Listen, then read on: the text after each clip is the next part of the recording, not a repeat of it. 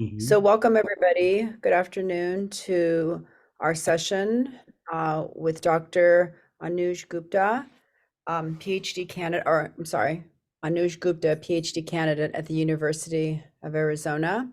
And he is going to take us through a session about academic writing, anxiety, a deep dive into experience, research, and practice.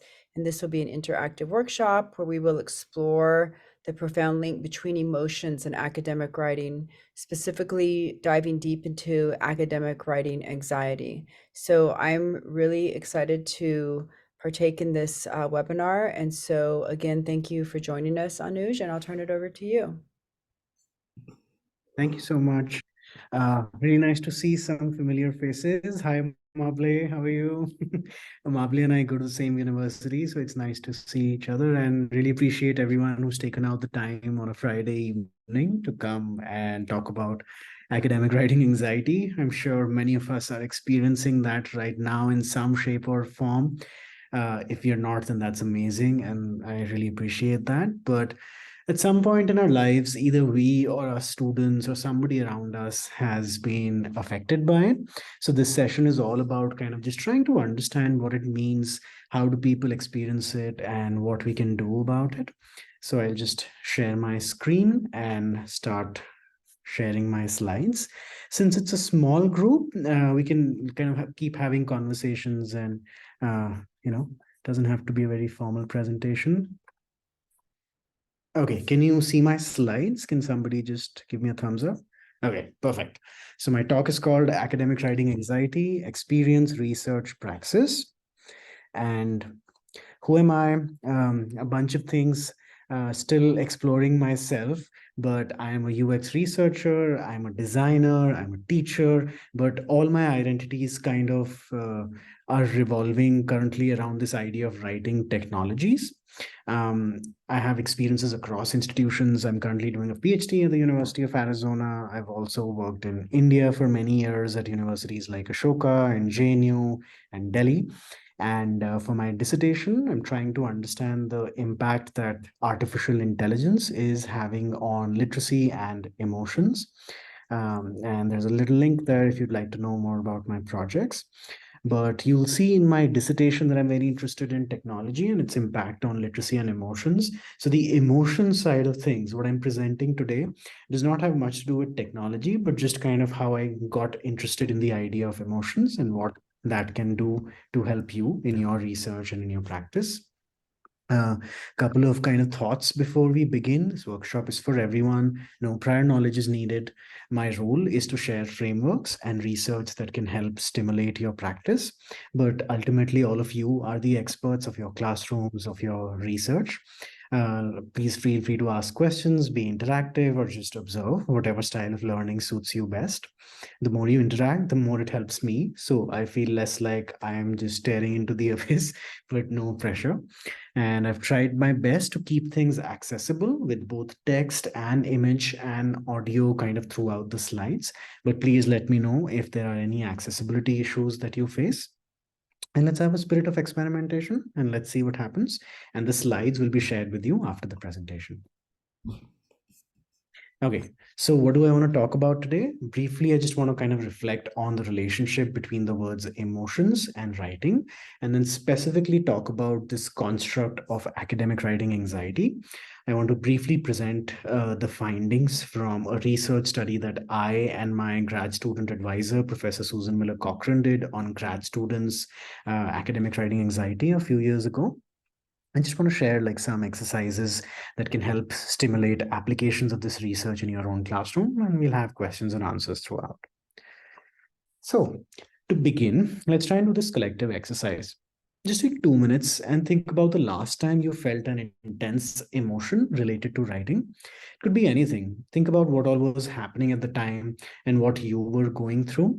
And now try to create a sentence with the word emotions and writing that reflects your understanding of how the two are connected based on your experience. And you can do it in writing or just mentally, but just I want to get a sense of like what is the relationship between the two or in your minds based on your experiences. So please take 2 minutes and think about it.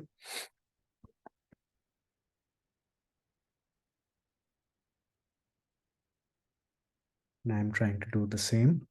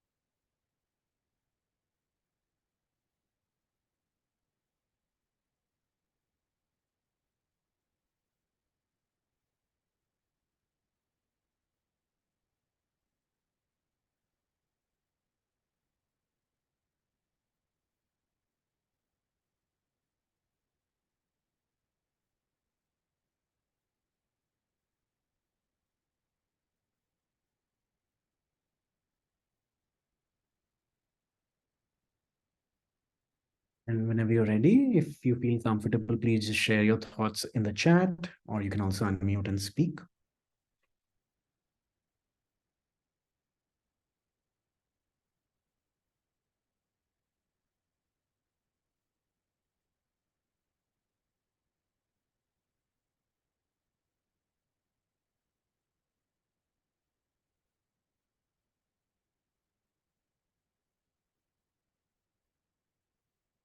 Nice. Some very interesting answers are coming in the chat. Emotions may serve as a conduit to writing and creative expression. Writing always gives me chills. There is unseen discomfort in this creative expression. Writing scientific papers sometimes creates emotions of confusion for me. My emotions at times drive my writing as I find myself feeling insecure. Yeah. Anybody else? Would you like to share? I'm gonna use my microphone, Anuj, if you don't mind. Thank you, by the way. Good to see you. So I wrote that emotions of negative emotions of frustration and anxiety make me stuck in my daily writing. Make me stuck in my daily writing. Excellent. Thanks so much, everyone. Really appreciate you sharing this. And in my response, I think I was thinking of how like if writing involves a lot of cognitive processes like remembering ideas, putting together sequences, problem solving, all those kinds of things, and emotion acts as a lens through which all my cognition towards writing gets shaped. So this happened just this week. I am a grad student and I'm working on my dissertation proposal. So something happened that caused me immense anxiety over the last few days about my research topic. And I noticed how my motivation, my kind of desire, my ability to hold concepts together really deteriorated versus the week before this, when I was really excited and curious about my work. I had lots of conceptual clarity. I had lots of kind of ideas and confidence about what I was going. So just at this point, I think based on this discussion, I just want to get this idea across that in the processes of writing, emotions somewhere act as a lever or a filter or a conduit or a lens, or some way they kind of shape our experiences of writing. Oh, I love Christine has also written something. Let's read that. Writing serves as an extension of emotions, especially those that cannot be easily expressed. Love that. Meanwhile, my writing process is sometimes being determined by my emotions in an academic setting in which I can write better when I'm emotionally motivated. On the other hand, I find it hard when I'm being overwhelmed by emotions. Exactly, Christine. Thank you so much for sharing that. So at this point, I want to just briefly kind of introduce some research from my field of writing studies or rhetoric and composition. Without going too much into the details, a kind of model of writing that's really popular in writing studies is the one given by Hayes in 1996, Flower and Hayes or Hayes, whichever version you want to look at. And if you look at the diagram on the left, what you see is you have the individual or the individual writer, and the writer has various kind of cognitive processes going on inside them, and they're in relation to their social environment and their physical environment. And within the individual, historically, researchers in applied linguistics and in writing studies have paid a lot of attention to the cognitive side of things, what you see marked in the red circle. But enough attention hasn't necessarily always been given to motivation and affect and anxieties and those kinds of things. However, we've seen, like, over the last few decades, this equation is shifting, and researchers and teachers are now starting to pay a lot more attention to these things called emotions and how they shape our writing experiences, as well as our social environment, what is often called the social turn in applied linguistics or writing studies. We're starting to pay a lot more attention to these factors and variables. So together, what all these factors do, cognitive, emotional, and social, together they give us a kind of complex picture of how writing happens in the real world. So this is the kind of multidimensional understanding of how writing happens that I was using in the research study that I did with my advisor, Susan Miller Cochran, about 2 years ago. And I want to briefly share what we were doing there. Our goals in that study were to seek a better understanding of what we call AWA, or academic writing anxiety. I'll be using this abbreviation throughout, academic writing anxiety as AWA. So we wanted to seek a better understanding of AWA so that teachers and administrators can develop more useful ways to tackle it. So first, let's try and understand what anxiety is, and then what academic writing anxiety is in that context. So anxiety kind of briefly refers to a fixated style of thinking, where what happens is that we exaggerate the likelihood of an event turning dangerous, and we underestimate our ability to handle it. And this manifests in a range of cognitive, physiological, and behavioral symptoms. And we found lots of global surveys that had been done, which said that 41% of graduate students across the world suffer from anxiety. That is 6 times more than the general population.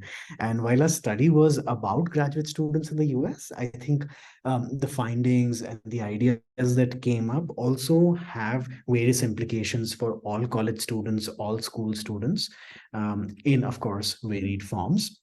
So academic writing anxiety is called by various names. You'll see words like writing apprehension, composition anxiety, writing anxiety. All of them refer to roughly the same construct.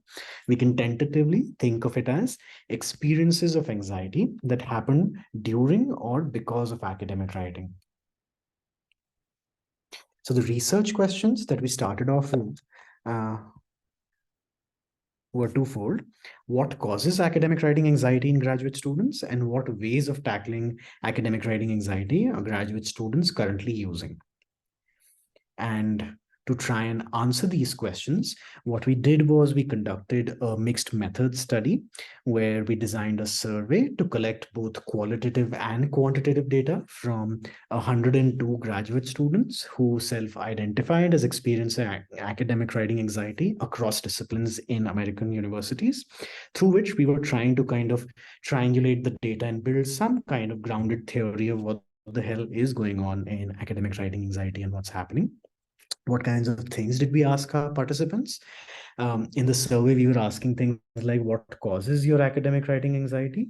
And we had items like, let's say, lack of funding prevents me from doing good work, which makes me anxious. Or let's say, lack of knowledge about concepts in my field makes me anxious about my writing. And then they could select one of 6 items on a survey with like, no, this doesn't impact me at all. It's none of the time, or it impacts me most of the time. It's a lot of the time, or I'm kind of unsure about this particular variable. And apart from, so this was the quantitative side of the data. And we were also collecting qualitative details where people could give us long answers if they wished about these variables and which of the causes were most important to them, or if any causes were not listed in the list that we supplied them. What did we find? Here's a sample extract from one of our participants, and I thought I'd just read it out in detail so that we get the kind of gist of what's going on here. I felt plagued by my own thoughts around these 2 projects. I lost weight and sleep, felt fatigued most of the time, developed recurring headaches. I'm a perfectionist in most aspects of my life, and I've set high, often impossible expectations on my performance. Yes, these attributes have helped me achieve success, but the toll is substantial, particularly affecting my confidence and overall well being. Aside from those, feelings of being an imposter are strong. I believe a lot of my causes for writing anxiety are directly linked to being queer in a heteronormative, heteropatriarchal society and academia. Nightly journaling has been helpful for my mental health overall, and I often calm my writing anxiety through this. Another thing, perhaps, and homophobia and transphobia. So the color coding that you see in this extract, what we were doing was that apart from the quantitative data, in the qualitative data, we were coding what we saw as causes of anxiety, effects of anxiety, and ways of tackling anxiety. What you see in red is potential kind of effect of anxiety. So they're feeling plagued by the thoughts, they're losing weight and sleep, they're feeling fatigued. And the yellow stuff is what they are self-identifying as causes. So they're saying that heteronormativity of academia impacts them a lot, which gives them imposter syndrome, their perfectionism, and things like that. Then they're also giving us some ways in which they're tackling it, like through nightly journaling, and a desire to kind of end a lot of discrimination that they might have faced in academic settings. So when we look at the qualitative and quantitative data together, we found that here were the major top causes of academic writing anxiety. Most significantly, the code that came up in 56% of the participants was what we called academic culture, within which came up things like the unique nature of academic discourse. This could be about grammar, this could be about difficult jargon and all sorts of things. Also, problems with supervisors came up in a big way. Publishing culture and lack of funding and jobs came up in a big way. And the second most important thing that came up was imposter syndrome, and then positionality, or the kind of identity that students have. Based on this, and by crunching all of the data, and I don't want to spend too much time on the data because we don't have enough time there, but here is roughly the theory of academic writing anxiety that we are currently building based on the data that we came up with. We are seeing that there's something called academic culture, which has all these things. And what happens is that students, based on their identities, may or may not feel that they belong within that academic culture.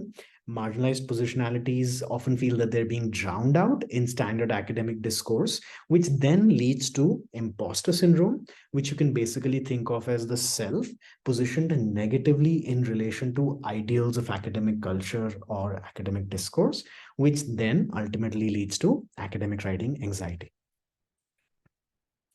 Take a moment to think about this. This is not meant as a final absolute truth, but as a heuristic to help stimulate our thinking. Does this theory resonate with what you've seen or experienced in your classrooms, either in your own lives or in your students' lives or in other kind of domains? How not? Please share. So here is the kind of theory that I'm trying to introduce, and I would love for you to think about what you're seeing here, and if it resonates. If not, then also please share your experiences. Take a moment and just to think about it.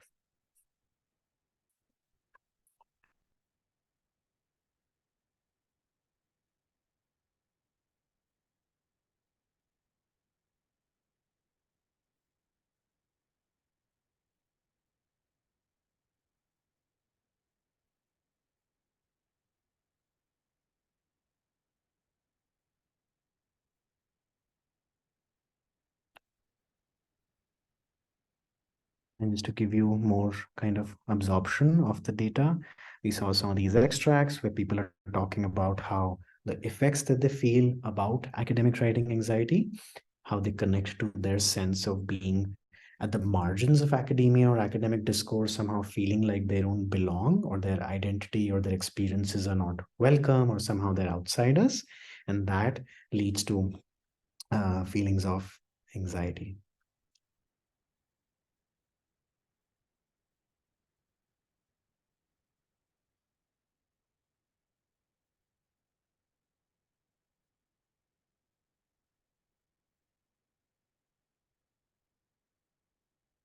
Okay, let's see. We have something in the chat. Madhu says, really, do we as instructors consider emotional anxiety or any other matters aspects of writing?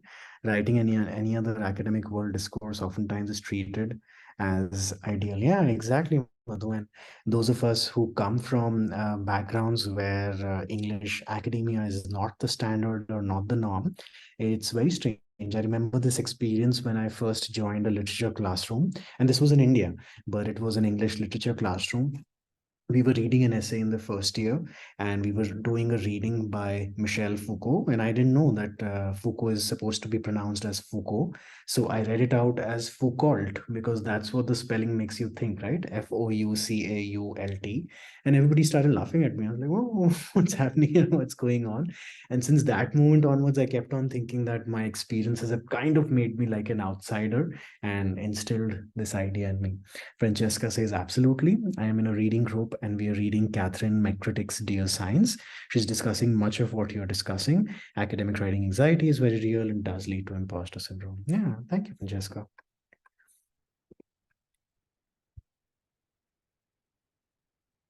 So now that we know what it is and how it happens, how do we tackle it? Or what did we learn from how participants were tackling it? Here is kind of a summary of the results that we saw. We kind of classified it into inner strategies that people were using to address academic writing anxiety, as well as external strategies that they were using. In terms of the inner strategies, we saw that a huge proportion of our participants, 45%, were doing something called procrastination. This was very, very interesting to us, and I'll come back to this. Some of them were engaging in what is now becoming known as emotional well-being practices like journaling or meditation or kind of taking breaks or things like that.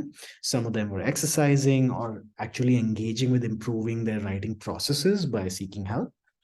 And in terms of external strategies, what was really helping a lot of participants was building social relationships. So not remaining alone, aloof, but actually connecting with other students, forming communities and grounding yourselves in a sense of community. Many of them were also curating their physical environments. Interestingly, many people spoke about that, how they tackled with academic writing anxieties by arranging their desks, making sure that all their stationery is in place, that they have a good chair to sit on, that they have a quiet space to work from. And some of them also were arguing for increased financial support. Some of them were also engaging in substance use. And I'm sure that many participants didn't feel comfortable sharing this, but the few that did speak about alcohol and other kinds of substances that they were using to comfort their anxiety.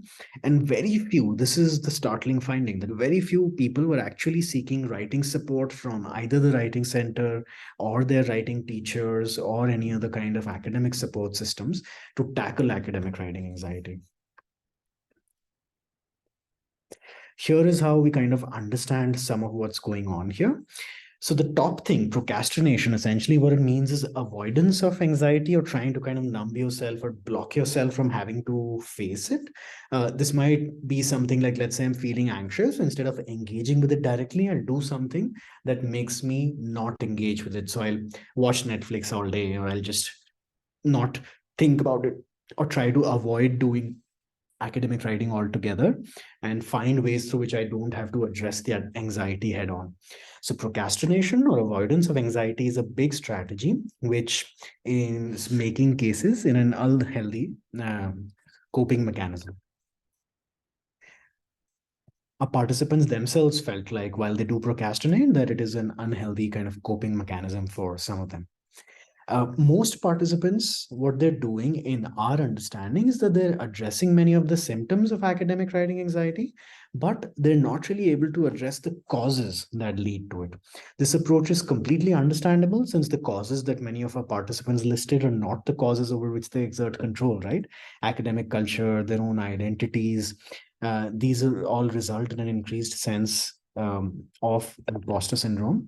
So they try and curate or control whatever is within their hands. But what can we as teachers, developers, and administrators do to tackle these systemic issues? First, I think what we recommend is that we, in our own unique context, we need to do institutional mappings using the emerging model of academic writing anxiety that we are trying to give to people as a heuristic to guide them. The visual model kind of diagram that I shared earlier, it can be helpful to conduct reflective sessions to map out ecologies of academic writing anxiety in your classrooms, in your programs, in your departments, in your institutions, and then correspondingly design appropriate interventions. And we have to keep in mind that every classroom context, every graduate program, every school setting, every college setting is unique, and it will require unique mappings that reflect its specific context. The first idea is to just kind of do that.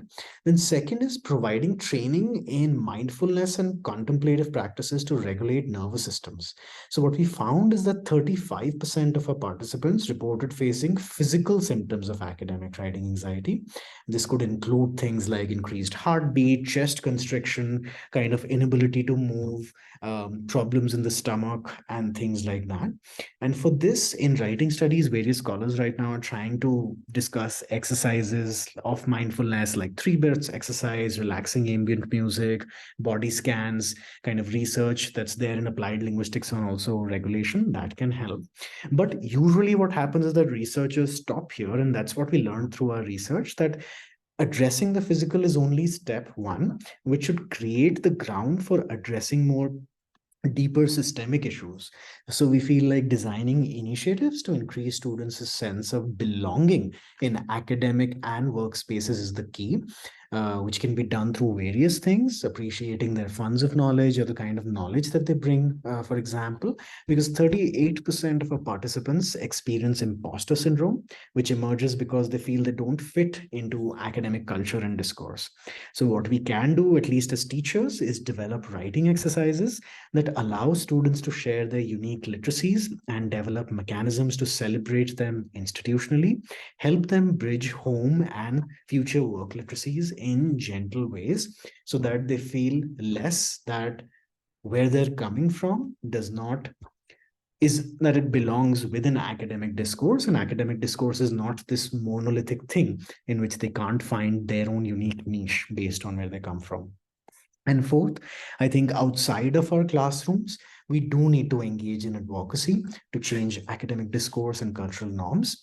We need to work towards redefining goals of academic writing and revise our assessment practices. There's lots of research already going on this. We also need to practice deep listening and community building. I think often in many programs, in many schools, many colleges, what happens is that we don't even know anxiety is such experienced as such an individual emotion that we don't really know how pervasive it is, what are the reasons, what's going on. So practicing deep listening and community building is really important. It's also important to document harmful academic practices through surveys, through other kinds of anonymous kind of interventions, just trying to document what's going on in terms of anxiety in our students, and then using that data to advocate for better infrastructure, better kind of academic practices, less stringent norms. Those kind of things can be helpful. And an example is that recently in the field of RetComp or writing studies where I come from, something called anti-racist review practices in scholarly publishing have been shared, where people realize that peer review processes in academic publishing are a big source of anxiety for many writers. So through advocacy, many people are now following what is called anti-racist review practices, where instead of peer reviewers being this kind of scary external entity that comes and kind of critiques your writing and does all of this, reviewers are growingly being encouraged to be more like mentors who work with the writers to nourish their writing and see it through to publication, rather than come from the perspective of you need to reject this many percentage of articles and things like that. But this is just from our little perspective. And the idea is to hear more about you and your perspectives and what you think can tackle academic writing anxiety in your context. So what else do you think we can do? Yeah, that's pretty much my presentation, and we can kind of discuss what's going on. And if you want to get in touch, here are my details. Thank you. Yes, Francesca, please go ahead. Anu, so I have a question. Your data revealed that very few people who are experiencing anxiety when writing are visiting writing centers. Do you have any data to show why that is happening, or what do you think is Yeah. behind that? Because that's really interesting. Yeah, that's a good point. No, unfortunately, we could not go and do a follow-up study. I think how we set up the study initially was that the IRB did not allow us to go back and interview participants or collect more data. So I don't know who these participants are, but that's, I guess, as a grad student, you gradually realize how to improve your research design. And maybe in the future, if we redo this study, we'll focus more on that. But that is a really important kind of point that you've noted, Francesca. If I were to just speculate, my hunch is that, again, anxiety is such an individual emotion, or it's interpreted as such an individual emotion, and it's experienced with such shame that you don't really feel comfortable sharing about it to a stranger, whether they're in a writing instructor capacity or any other. So unless there's some mutual kind of connection, community building, most people feel scared talking about it because they feel like they're going to be judged. It's already a space where they feel like there's a lot of imposter syndrome going on, so nobody feels comfortable doing that. One way to tackle it could be if people who are in power, like instructors who have a little bit of power inside classrooms, if we model how it's okay to speak about writing anxiety, if we talk about our own writing anxieties, the problems that we've faced, and how reaching out to experts in the writing center or other places has been helpful, that might encourage people to visit those spaces more. Excellent, thank you. Anybody else? Any thoughts, any questions, any disagreements, any advice, feedback on the research that we are doing or how it might apply to your context? Thank you, Anuj. This was definitely a wonderful, very insightful presentation, and very interesting to see the results of your study of your Thank you. and I was wondering, and I know that you've just mentioned, how writing anxiety is so individual, and there are ways that we can reach out to, I don't know, like writing groups or professionals on campus, whatever. There are many services, at least at the University of Arizona, which we are familiar with. I don't know about other institutions, but in a more practical and strategic way, what do you recommend to, to face, not to face. I think sometimes we should embrace, like the chaos, but try to find ways to navigate this, because we cannot eliminate this anxiety 100%, but we can try to navigate it, or so what do you recommend, like, and I know it's person to person, right? It's very hard to recommend some that might work for you but not work for me, but in general, what recommendations do you have to kind of fight academic anxiety, writing anxiety? Yeah, I think just to reiterate the 4 things that I was speaking about in the presentation, first would be to actually understand how it's happening in your classroom context through just anonymous surveys or just talking to people to understand what are the reasons behind your anxiety, and then seeing if you can do something at the physical level that can help ease anxiety. Second, at the level of designing writing exercises that help ease the causes of anxiety. So based on the first factor, when you map the causes of anxiety, you might learn that people have had negative experiences with assessment in your classroom in their prior writing experiences. So you might be able to design writing exercises that provide more gentle feedback or kind of encourage them to do that. And fourth, most importantly, is institutional change through advocacy, because no matter what we do in our classrooms, there are other classrooms where students are going and there's all kinds of experiences that are happening there. So those are, like, I think, the 4 broad principles. In terms of actual practice, Amable, I think in my own experience, what has helped is what some therapists call scaffolded exposure. And what that means is that, let's say you have this core source of anxiety. Initial response, as we saw, most people procrastination. Let's not address it. Let's try and find ways to save ourselves, develop coping mechanisms, completely understandable. But in the presence of a more knowable other, kind of more knowledgeable other, like a teacher, what we can do is create scaffolded exercises that help them get exposure to a little bit of that writing anxiety in easy ways, and you increase their threshold to handle that anxiety over time. This could include something like, if feedback is what makes them anxious, then increasing the criticality of the feedback over time, starting with very gentle kind feedback, then with pointing out one error or one mistake in the writing, then gradually pointing three, four, and then gradually moving on to doing things like that. But yeah, that would be my answer. And again, I'm not the expert. I'm simply somebody who's collected this data and documented it. All of us are experts. So if you all have strategies, please share. And I'll just read out what Abdullah has written in the chat. I read a study that revealed people felt more comfortable to talk to GenAI, ChatGPT about their psychological problems. Yes, Abdullah, that's really right. Do you think people might feel more at ease reaching out to AI and getting help for academic writing? Do we have any research on the connection between AI use and academic writing anxiety? Abdullah, you asked a fantastic question, and some of these questions are what I'm exploring in my dissertation. So hopefully, in a couple of years, you'll have the answer to that through my work.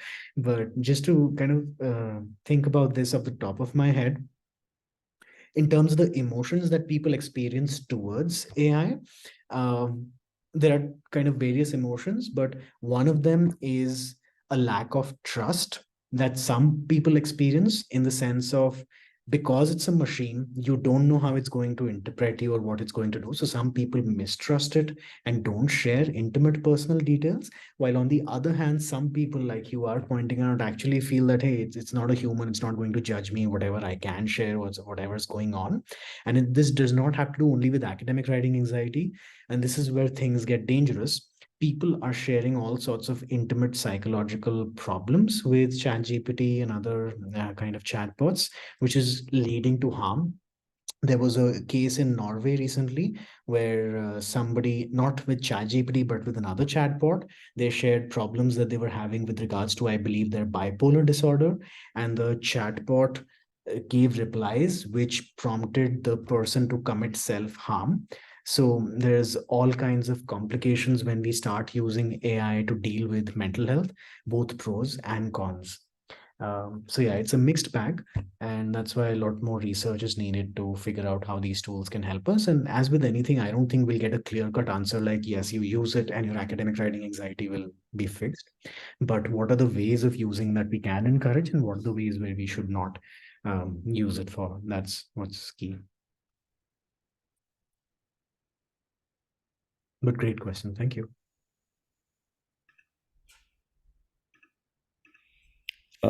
Yeah, I want to ask a question. So since you are from writing and rhetoric studies, so I think I don't know if you have noticed this situation that, like when there are new TAs, there are new instructors coming in for the program. I mean, they're just getting ready for teaching academic writing to first year and different writing courses. But like nobody, I mean, I didn't really experience anything like this. So nobody talked about emotions. I mean, like how to deal with this kind of emotional aspect of writing. So they're only talking about, okay, if there are issues like this and that, this and this, you'll be actually helping your students, but they don't really talk about emotions or academic writing anxiety or anything like that. So they always prepare teachers. I mean, like maybe it may also resonate with like teacher education courses. I don't know if they talk about emotion or anxiety or any kind of emotional aspect to teaching, right? So when you actually work on this research paper and then published it, so did you see any kind of change, or did you see that your writing program at your way, your university, did they think about, okay, let's just bring this aspect in our training program if we are training new TAs, new instructor, new professors who are joining the university, and then let's you know implement this part, or maybe just bring this part of a part of this thing into academia. So I mean, there is always like I gap between the research and the reality of the context, right? So I mean, people don't care about it. So that's why, like, I think like researchers are bringing this situation with answers, or like sometimes there are problems, but then reality is something very different. I mean, So how do you see this as a researcher? I love that question, Madhu. Thank you. I'll answer in terms of broadly what I'm seeing across disciplines, and then specifically what I'm seeing at my institution.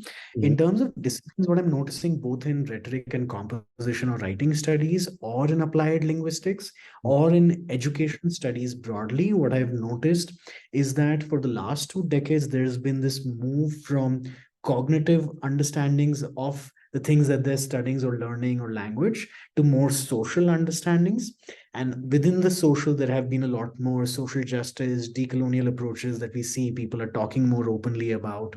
Conferences are there happening. Within that, emotions and well-being has come up as a big thing within research circles.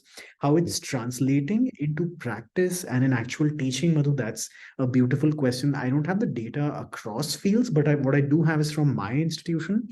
So I just want to share briefly at my institution. So it's not like my research is groundbreaking in the sense of it was the first that was done. I'm entering into this climate of conference on writing and well-being, which is going into its 4th iteration at the University of Arizona. It was started by these two wonderful people. Susan Miller Cochran on the left is my PhD advisor, and that's Stacy Cochran. Both of them have been really pushing for getting recognition for emotions and well-being within writing programs, within graduate assistant teachers, training, within kind of just making this part of institutional conversations. So at least as my institution, at least I see that these are things that are taught.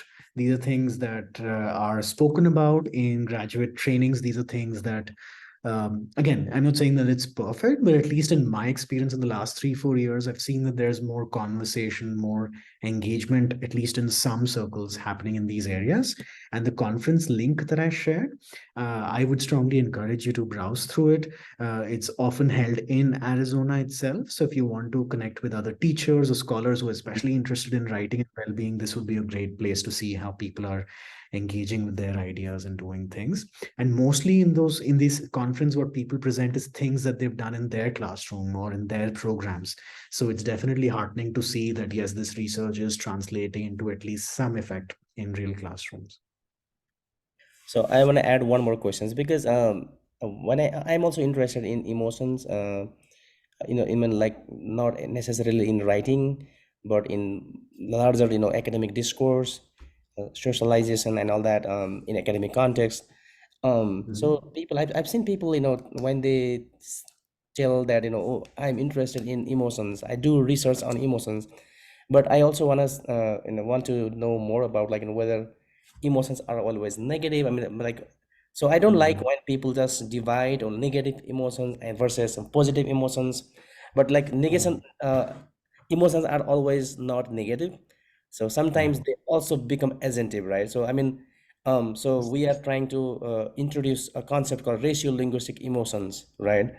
So we are just proposing that emotions are racialized, and right. I mean, there are also other things associated with that. So, um, so did you also find anything like it's not always about academic writing anxiety, but anxiety also has pushed them a little further as in a way that they actually did something good at the end, right? So because if anxiety is persistent, I mean, like, nobody exists in academia, like, if that persists and then that continues, so people will drop out, and then they will no longer be writing, they will no longer be in academia, they will be in the different field. So like anxiety also has some agentic factor, right? So it has some agentive kind of flair to that, right? So did you find something like in the data that some so maybe you would put it as, okay, these are the strategies to tackle the academic writing anxiety, so you could bring that up in that way, or maybe, so what is the data tell, so was there any kind of situation like that?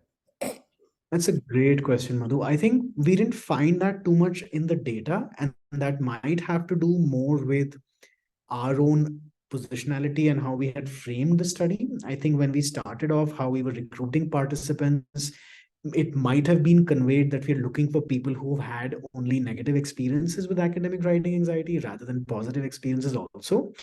But some participants did point out things like, let's say, what I said about procrastination. Some people don't see procrastination as only leading to negative effects. Some people actually find it positive as a healthy coping mechanism that leads them to do better work after an initial period of procrastination.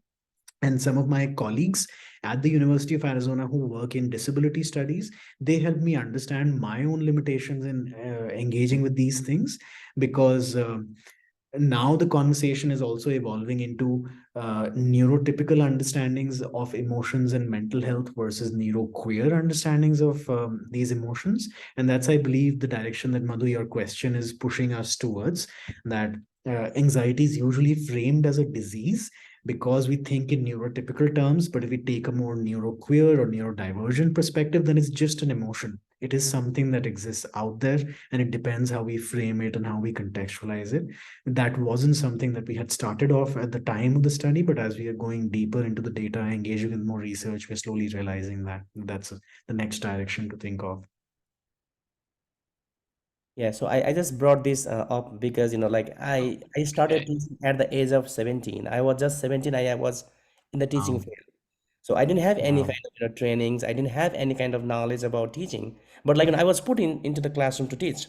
Um, I had a lot of anxiety. But see, like fast forward to like 25 years, I'm still in academia, right? So anxiety is, I mean, like all these negative emotions are always not kind of hindrance. Like they also push you forward, right? So I mean, like they push you to do a little bit more, right? I mean, every year, each month, each week, I mean, you just do something more, right?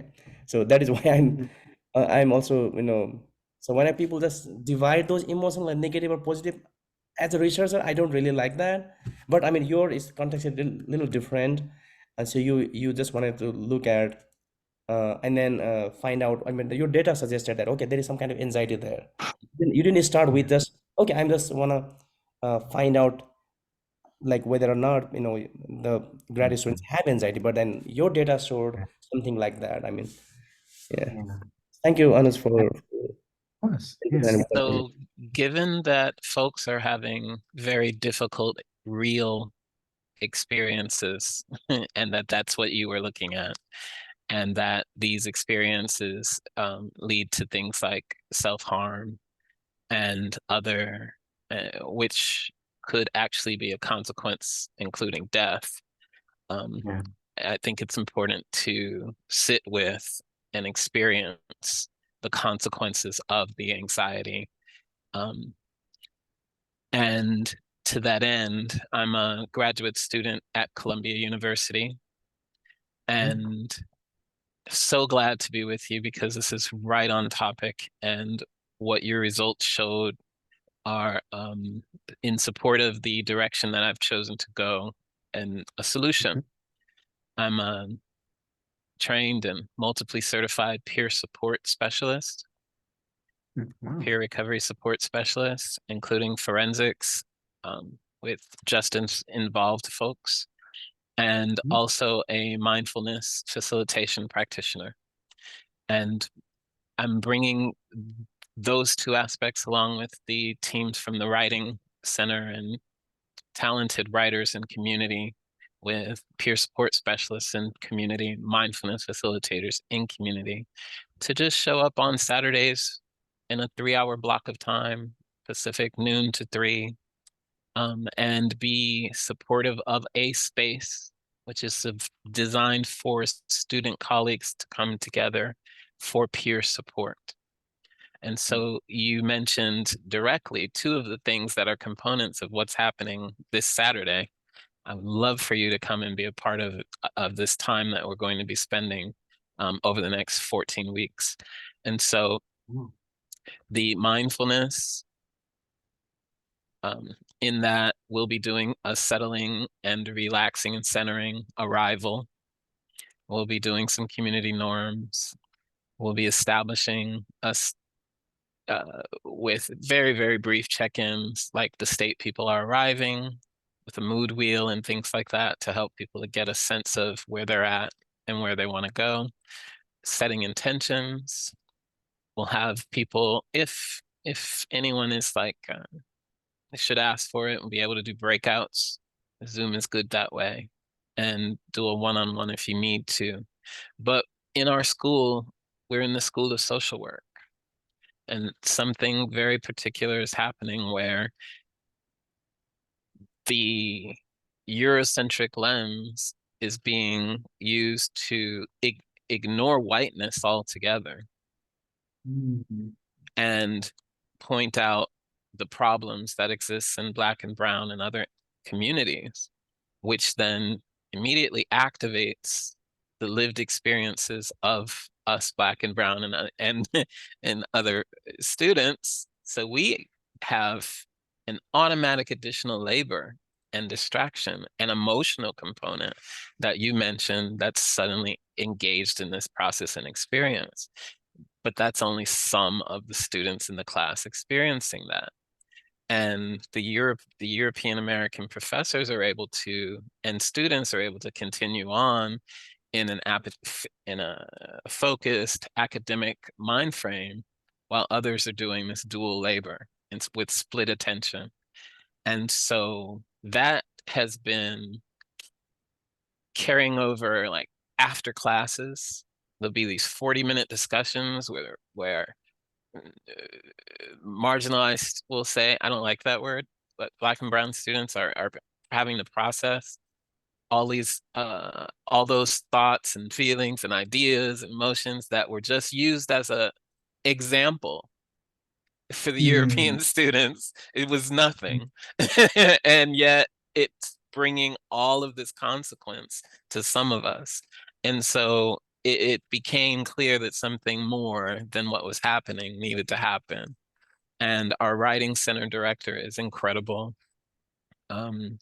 And luckily, organizations with mindfulness practitioners, the teachers are incredible people who want to see the healing happen and are willing to take donations as their payment. And writers are often want to see other writers thrive and love giving feedback and the exchange of ideas. And so folks have been responding saying, hey, yeah, I'd love to show up week 7. I'd love to hang out with y'all on week 10. And I think it's going to make an impact. I'm doing this for me as a matter of survival, but as we often do, survival means community to some of us, and so we bring others. So you tapped all of that with the belonging that we get out of peer support just by opening the space, and all the other aspects. I need to have everything that you have to bring to the people who I've just I decided I was just going to do it and skip the bureaucracy. And now I'm informing the bureaucracy on the theory behind it. And this piece I did not have. And so I'm glad that a month ago I had planned to come and be here with you, and that this weekend happens to be the time where it could no longer wait, and it really just has to happen. And so maybe you'll come and be there yourself. I'll send you information. Let's please, That's really please kind of you. share everything. I want our teams to connect in every way possible. Thank you. That's really kind of you. And I also really love how you frame yourself as I am transcending. I really love the name that you've created for yourself and the practice that you're engaging in. This is really heartening to see. And you have no idea how much your appreciation means to me and my work. This really validates. And while right now we're still in the process of kind of crunching the data, but a version of this paper is under review, and hopefully by next summer we'll be publishing it. But in the meantime, if you want to use anything that you saw in the slides, I mean, feel free to do that. The slides are here if it helps you in your practice and in your work. This work is meant for community sharing and community working. Yes. What is the easiest way to access your slide deck? Let me just drop the link in the chat. Thank you. And this recording, will you be sharing a link to that or no? Yeah, we'll share the link of the recording to all the participants. beautiful. Mhm. That's more than enough to start with, because I'm just like, wow, okay. And let us not do this without infusing a bit of energy from the higher power that makes all of this happen. Mhm.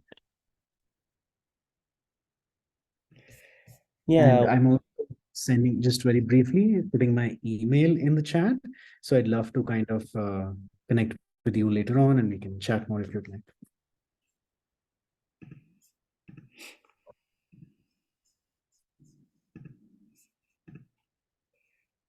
Yeah, so I think we don't have any more questions. Thank you, Anuj. Yeah, from Abdullah. Thank you so much. Very helpful.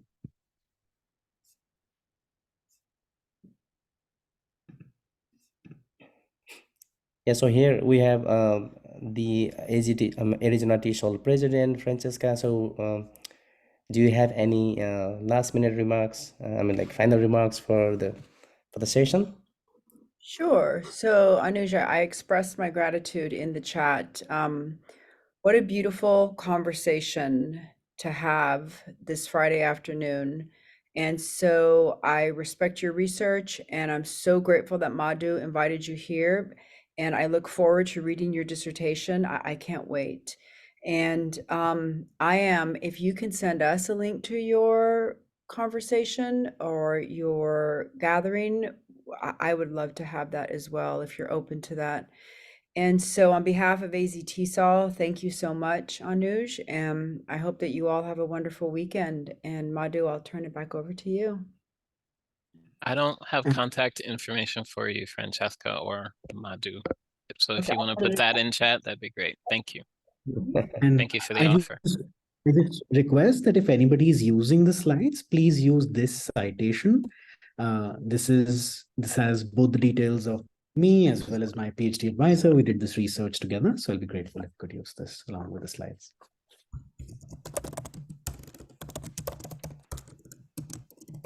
Awesome. Thank you so much, Francesca, for those kind words. As a grad student, your words really help reduce my anxiety. That somebody of your stature finds my research to be valuable. That tells me I'm doing some good work, and hopefully there'll be more readers. So yeah, thank you so much. Appreciate it. Thank you so much, Madhu, for inviting me. I'm so grateful that you thought that I could offer something useful to the AZT Sol community.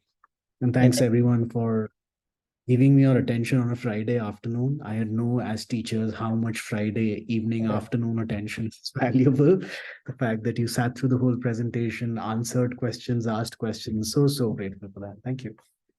Yes, thank you, Anuj, for your wonderful presentation. So we'd also love to invite you to hear about like the connections between academic writing and then the chat GPT and all that, because you are kind of working on that. So sometime in the future we'll also invite you if you have time, or like based on your You'll have to stop me from talking if you invite me for that. I'll go on for hours because I'm really Yeah. into that right now. Yeah, I'd love to. Thank you. Sure. Thank you, everyone. I hope you have a wonderful weekend and a Thank happy you. night. Bye-bye. Bye.